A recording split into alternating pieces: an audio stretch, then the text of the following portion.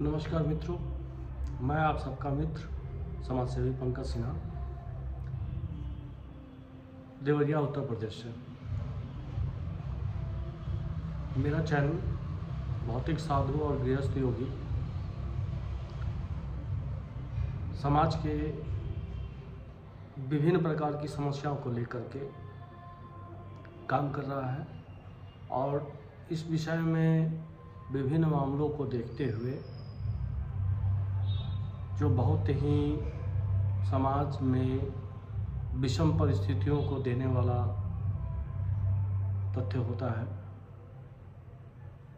उन कुछ पहलुओं पर मैं अपने तरफ से वीडियो बना रहा हूँ। वीडियो बना करके समाज में प्रसारित करना चाहता हूँ कि जिससे जो हमारी अनुभूति है, जो हमारी अपनी योग्यता है, वो समाज में दे सके और लोगों को उसका लाभ मिल सके।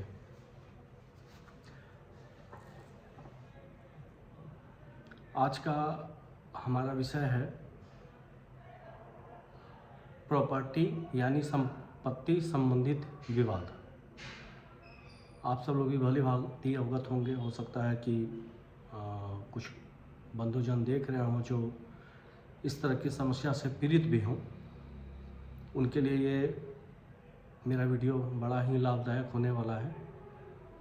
आप ध्यान से देखें, जानकारी लें और वीडियो को आपने अगर सब्सक्राइब नहीं किया है तो कृपया लाइक और सब्सक्राइब कर लें, शेयर भी करें कि जिससे ज़्यादा से ज़्यादा लोगों को जानकारी हो। इसका मुख्य कारण यह भी है कि मैं जो इस विषय पे चर्चा करने वाला हूँ उसके अंतर्गत आपको भूमि भवन प्रॉपर्टी से संबंधित गूढ़ मामलों में भी सफलता मिल सकती है। जहाँ तक हम लोग काम कर रहे हैं, फील्ड में बहुत सारे ऐसे मामले आते हैं जो पुलिस व प्रशासन या शासन के माध्यम से काम नहीं हो पा रहा है। अब इसके पीछे ये चीज़ें आ जाती है कि भाई पुलिस है, प्रशासन है, शासन है, इनके माध्यम में आने के बाद भी काम नहीं हो पाता है। तो ये एकदम से सच्ची बातें हैं, कोई भी इसमें भ्रामकता नहीं है। आप मेरी बातों से इत्तेफाक कर सकते हैं। देखिए, आप सबके संज्ञान में है, भारत के सभी राज्यों में थाना दिवस, तहसील दिवस, जिलाधिकारी के माध्यम से जन सुनवाई आदि के मामले जो है हर एक महीने संपादित किए जाते हैं। आप लोगों को अक्सर ऐसा पढ़ने को मिलता होगा न्यूज़पेपरों में, जो दैनिक पेपर आते हैं और सोशल मीडिया, उसमें भी आप देखते होंगे कि जो है जो भी समाधान दिवस पे फरियादी फरियाद लेकर के गए थे, 200, 400, 500 की संख्या रही, बमुश्किल उसमें 10 लोग, 15 लोग, 20 लोग, उनका ही मामला निस्तारित हो पाता है। वो भी बहुत सारे ऐसे मामले होते हैं कि जिसमें फरियादी 10-10, 15 साल से 20-20 साल से जो है भटक रहा होता है। उस प्रॉपर्टी का वो लाभ क्या ले पाएगा? उस प्रॉपर्टी को लेने के चक्कर में तमाम तरह की बाधाओं को तो झेलता ही है। हाथ में रहा सहा जो पैसा होता है, जो संपत्ति होती है, उसको भी वो बाहर दे करके चला आता है। चूँकि पहले मैं पत्रकारिता जगत से जुड़ा हुआ था, बाद में मैंने कई सारी राष्ट्रीय स्तर की संगठनों में भी सहभागिता किया। उन सब से भी हमको अनुभव लेने का मौका मिला। पत्रकार बंधु वगैरह भी अपना अनुभव देते रहते हैं। कई वरिष्ठ अधिवक्तागण भी हैं, वो भी अपनी जानकारी देते रहते हैं। तो ये देखने में आता है कि इस तरह के मामले जो है प्रॉपर्टी के बहुत ही जटिल हो जाते हैं। उनके लिए तो बहुत ही जटिल होते हैं, खास करके जो पढ़े लिखे नहीं हैं या हाथ में इतना भी पैसा नहीं है कि वह न्याय के लिए न्यायपालिका जा सके, उनके लिए बड़ी समस्या होती है। कहने को तो कहा जाता है कि कोर्ट में आपको जो है कि अगर आप बहुत गरीब हैं तो आपको सरकारी वकील भी जो है निःशुल्क मुहैया कराया जाता है, लेकिन ज़्यादातर ऐसे मामले होते हैं कि जो आपके पक्ष के वकील होते हैं वो दूसरे के साथ भी अंदरूनी समझौता कर लेते हैं। ऐसी समस्या भी आ जाती है, बहुत सारा सुनने में देखने में आता है। इसको वकील बंधु भी अन्यथा ना लें। जो मैं कह रहा हूँ ये सही है, ये तो उनको ही पता होगा, बाकी परिजन को तो पता है ही। और बाकी हर एक सिस्टम में ऐसा मामला देखने को मिलता है। पुलिस वाले के पास लोग जाते हैं, पुलिस वाले भी मौके पे जाते हैं, जा करके देखते हैं जो पक्ष का पलड़ा भारी है, जो पक्ष मजबूत है, जो पक्ष आर्थिक तौर से मजबूत है, तो उनकी बातों को ही तवज्जो दिया जाता है, उनकी बातों को ही समझा जाता है। जो असहाय तबका है, जो कमज़ोर तबका है, उनको बार बार थानों का चक्कर लगवाया जाता है, अधिकारियों का चक्कर लगवाया जाता है, होता कुछ भी नहीं है।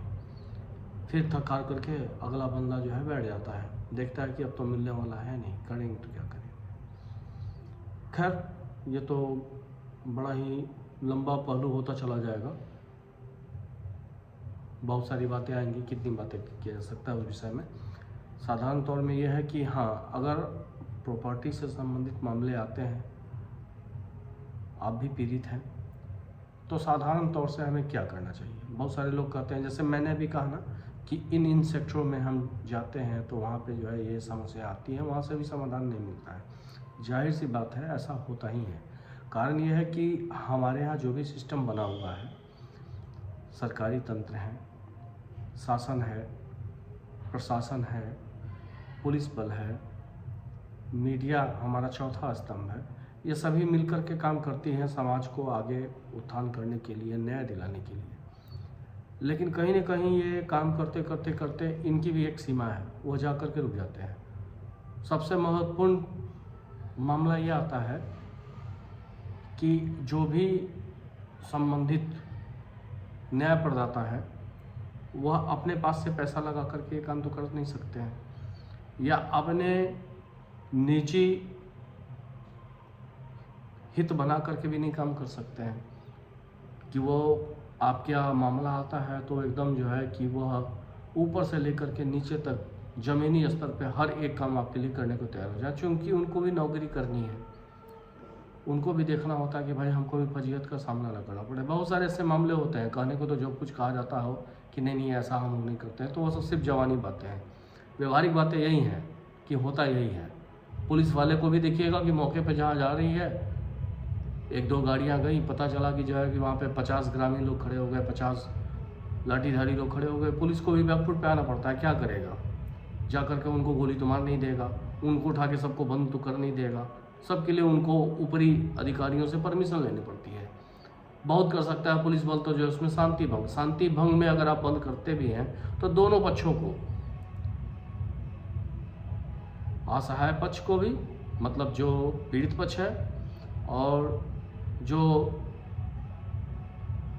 इंक्रोचमेंट कर रहा है, जो अतिक्रमण कर रहा है, या जो ज़बरदस्ती अपना दावा कर रहा है, उन दोनों में से कुछ लोगों को उठा करके लोग बंद कर देते हैं, एसडीएम कोर्ट से जमानत हो जाती है। होता फिर क्या है? अगला तो ये लगता है कि चलो हमने तो जो है कि अपना मन बढ़ाई किया, अपना काम किया, मजबूती से हमने जो है कि पुलिस प्रशासन के सामने अपने आप को रखा, थोड़ी देर के लिए बंद ही कर दिया तो क्या हुआ? दिक्कत तो उनके लिए है कि जो लाभार्थी बनने वाले थे, जो कमज़ोर हैं, जिनकी प्रॉपर्टी है, उनको वो काम नहीं हो पा रहा है। चलिए, इस विषय में बात तो खैर बहुत लंबी हो सकती है। साधारण तौर पे यही है कि आप समझ लें कि जैसे कहता है कोई भी लाभार्थी है जो ये कहते हैं कि हमारी प्रॉपर्टी है, एक मामला आता है कि हमारी प्रॉपर्टी है या हम इसके वारिस हैं प्रॉपर्टी के, हमें नहीं मिला है। तो नहीं मिला है तो शुरुआती तौर से हम लोग उठा करके देखते हैं कि करना क्या होता है। अगर आरंभिक चरणों में देखें, अगर आप वारिस हैं, वारिसनामा में आपका नाम नहीं चढ़ा है, तो स्थानीय स्तर पे अगर आप ग्राम सभा में हैं तो ग्राम सभा में जो स्थानीय लेखापाल होते हैं, सेक्रेटरी होते हैं, उन्हीं की भूमिका महत्वपूर्ण होती है। चूँकि वारिस में नाम जो दर्ज करना होता है, परिवार रजिस्टर में जो नाम दर्ज करना है, उसके लिए आपको सेक्रेटरी की सहायता लेनी पड़ती है। वारिस में जो नाम दर्ज करना पड़ता है, उसके लिए स्थानीय लेखपालों का जो है योगदान होता है। इनके माध्यम से ही वो काम होता है। तो पहली व्यवस्था तो ये होनी चाहिए कि देखिए कि परिवार रजिस्टर में आपका नाम है कि नहीं है, वारिस में बतौर आपका नाम दर्ज है कि नहीं है। अगर नहीं है तो आप उन्हें पहले आवेदन करें, ऑनलाइन भी किया जाता है, और प्रार्थना पत्र दे करके भी एसडीएम कोर्ट में या एसडीएम के द्वारा एसडीएम के समक्ष उपस्थित होकर के अपनी बातों को कहें, वो वहाँ से भी प्रक्रिया होगी और उससे आपको काफ़ी हद तक लाभ मिलेगा। जब आपके ये डॉक्यूमेंट्स तैयार हो जाते हैं तो उसके बाद आता है कि आपके जो अभिभावक थे, आप जिसके वारिस बने हैं, कितनी भूमि उनकी है। अगर मान लिया जाए कि अगर 10 कट्ठे की भूमि है, 5 लोग हैं तो ठीक है, 2-2 कट्ठा होता है, तो सबका 2-2 कट्ठा हो रहा है 5 लोगों में। तो इसमें है कि अब 2 कट्ठे में हमारा नाम चढ़ा है कि नहीं चढ़ा है। तो इसीलिए जब वारिस में आपका नाम चढ़ जाता है तो आप फिर खसरा खतौनी में भी अपना नाम इसी माध्यम से चढ़ा सकते हैं। खसरा खतौनी में जब आपका नाम चढ़ जाता है तो फिर आप एसडीएम कोर्ट में पुनः या एसडीएम स्तर पे पुनः जो है आप संपर्क करके मौके के पैमाइश के लिए मांग कर सकते हैं। लेखपाल जा कर के वहाँ की पैमाइश करके आपको आपकी ज़मीन बताएंगे। जो अगर 5 लोग हैं, मैं एक उदाहरण स्वरूप बता रहा हूँ, 1 भी हो सकते हैं, 5 भी हो सकते हैं, वो तो आपका कंडीशन है कितने लोग हैं। मतलब ये है कहने का कि जो भी परसेंटेज होगा उसमें जितने लोग भागीदार हैं उनको उस प्रॉपर्टी का हिस्सा मिलना चाहिए। यदि मान लिया जाए कि सड़क का मामला है कि एक पिच सड़क जा रही है जो 16 फीट चौड़ा है, 10 कट्ठा का मामला है, 5 लोग हैं, तो ये नहीं है कि 5 लोग में जो है 3 लोग आगे से ले लेंगे, 2 लोग पीछे से ले लेंगे, ऐसा नहीं होता है। इसमें भी यही चीज़ होता है, चूँकि उसमें स्थानीय तौर से भी विभागीय मिलीभगत हो जाती है, ये हम लोग मान के चलते हैं, होता भी है।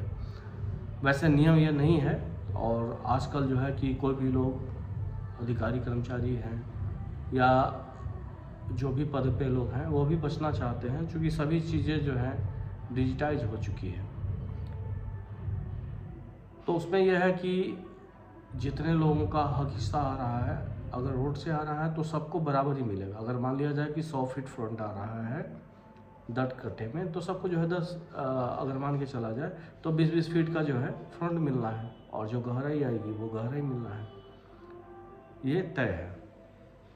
ठीक है, अब इसमें अगर कोई कहता है कि मैं सब कागज़ भी चढ़ गया है और मैं ये काम नहीं करने दूंगा, मैं कब्जा नहीं लेने दूंगा। बहुत सारे ऐसे भी मामले होते हैं कि बहुत ही राजनीतिक अप्रोच वाले लोग होते हैं, बहुत ही दबंग किस्म के लोग होते हैं। यहाँ तक कि बहुत सारे ऐसे भी मामले सुनने में आते हैं कि जहाँ खून खराबे तक भी हो जाते हैं।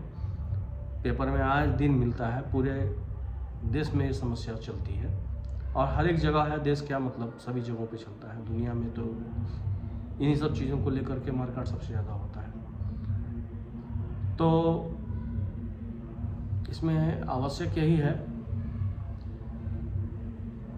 कि जिस चीज़ की वो मांग कर रहे हैं, अगर उसकी पूर्ति नहीं हो पा रही है तो अब उसकी प्रक्रिया आगे कैसे करें। मान लिया जाए कि एसडीएम कोर्ट तो जो है तहसील तक का है आपका, वहाँ तक के लिए आपने आवेदन कर दिया, बातचीत कर लिया,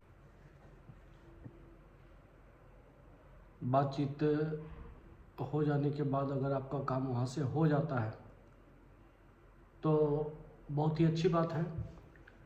लेकिन अगर काम ना हो पाए तो आप उसे हर एक जिलाधिकारी के यहाँ जन सुनवाई का पोर्टल होता है, उस पर निश्चित तौर से आप अपनी समस्याओं को रख सकते हैं।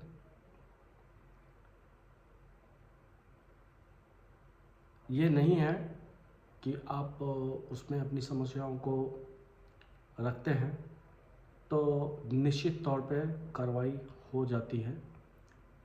ये मैं जानता हूँ कि ऐसा बहुत ही कम मामलों में होता है, लेकिन यह भी सही है कि नियमबद्ध तौर पे देखा जाए तो आप प्रार्थी हैं और आपने अपनी बातों को रखा है, अपनी समस्याओं को रखा है, जो शासन स्तर पे चला जाता है। फिर वहाँ से कार्रवाई के लिए संबंधित अधिकारियों को उस पटल पे निर्देशित किया जाता है कि आप पीड़ित पक्ष को न्याय दिलाएं, देखें उनके साथ क्या हो रहा है और उचित कार्रवाई करके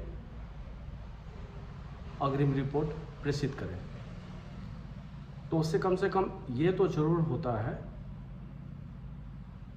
कि पुनः आधिकारिक स्तर से लोग वहाँ आपके पास पहुँचते हैं, आप अपनी बातों को रखते हैं, बताते हैं।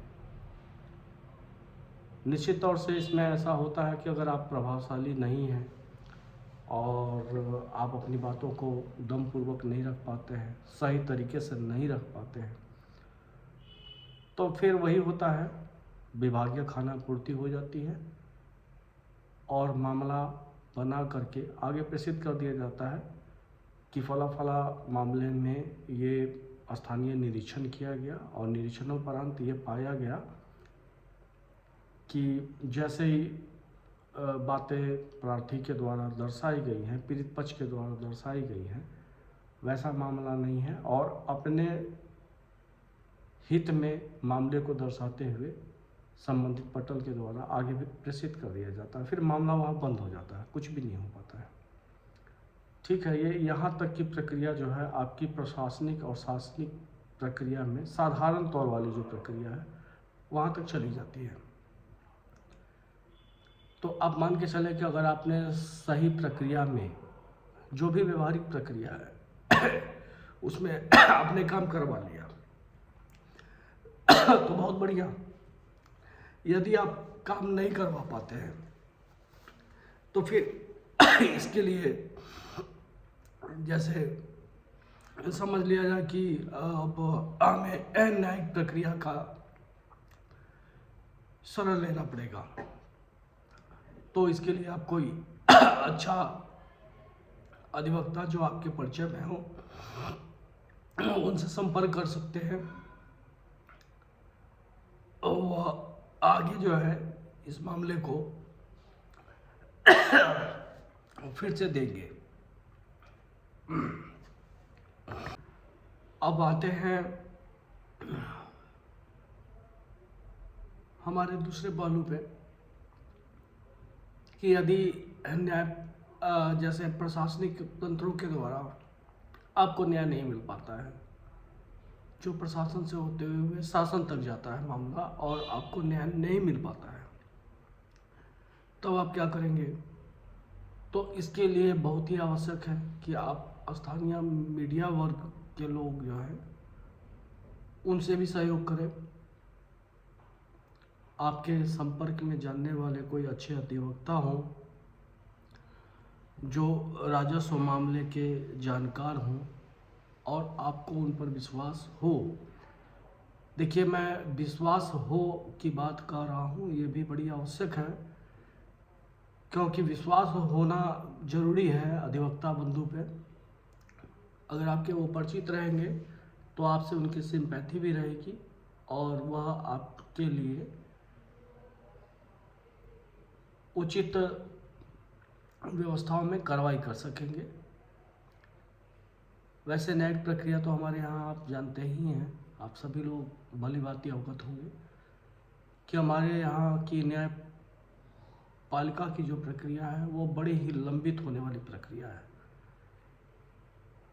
जाहिर तौर पे इसमें सिर्फ अधिवक्ता के द्वारा ही देर किया जाने वाला विषय नहीं होता है, उसमें बहुत सारे ऐसे मामले होते हैं कि कोर्ट में कभी कंडोलेंस हो गया, किसी अधिवक्ता बंधु की आकस्मिक मृत्यु हो गई, कोर्ट कभी स्ट्राइक पे चला गया, जो कि अक्सर आप न्यूज़पेपरों में देखते ही होंगे, मीडिया पे देखते हैं कि अधिवक्ता बंधुओं ने हड़ताल कर दिया किसी मांग को लेकर के।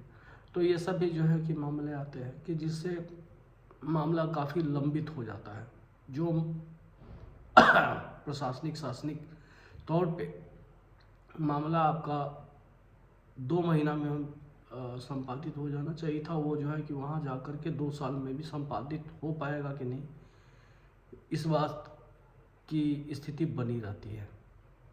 लेकिन यह है कि आपको वहाँ पर भी जा कर के अपनी बातों को रखना पड़ेगा, क्योंकि कुछ तो डॉक्यूमेंट्स कोर्ट में जब भी बहस होता है, तारीखें पड़ती हैं, तो उसमें कुछ तो डॉक्यूमेंट्स होते हैं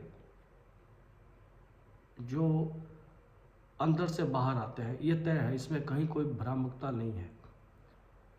तो वो जो दस्तावेज हैं वह आपके लिए भविष्य में कारगर साबित होंगे निश्चित तौर पे। इसमें हमने एक चीज़ ये भी कहा कि जो भी स्थानीय न्यूज़ चैनलों के, प्रिंट मीडिया के भी बंधुगण हों, पत्रकार बंधु हों, आप उनसे भी सहयोग लें, कारण कि वो भी एविडेंस बना सकते हैं आपके लिए। ठीक है, उनके एविडेंस को कोर्ट में सीधे तौर पे मान्यता नहीं मिलती है, लेकिन यह है कि माननीय न्यायाधीश को इससे निर्णय करने में सुविधा होती है। वो समझ पाते हैं कि बातों में कितनी सच्चाई है। वैसे तो जो भी चीज़ें होती हैं वह जो है कि कागजी एविडेंस के तौर पे, स्थानीय सबूतों के तौर पे ही निर्णय लिया जाता है, लेकिन मीडिया की शक्ति को इससे नकारा नहीं जा सकता है। तो जहाँ तक मैं जानता हूँ कि इन सभी माध्यमों को आप अपनाते हैं तो निश्चित तौर से बहुत ही जटिल से जटिल समस्याओं का समाधान आपको मिल सकता है। इस परिप्रेक्ष्य में हम यह भी बताना चाहेंगे कि हमारे द्वारा वर्तमान में इन जैसी समस्याओं से निपटने के लिए अपना पैनल बनाया गया है, जिसमें इन सभी क्षेत्रों में काम करने वाले तकनीकी जानकार, अच्छे एक्सपर्टाइज लोग मिल करके हमारे साथ काम कर रहे हैं, जिसमें हम ज़्यादा से ज़्यादा उनको न्याय दिलाने में सक्षम हो रहे हैं।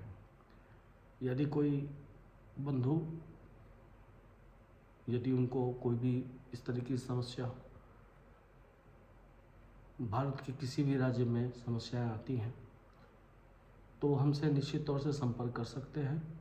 हमारा प्रयास होगा कि हम उनको निश्चित तौर पे लाभ दिला दें। धन्यवाद।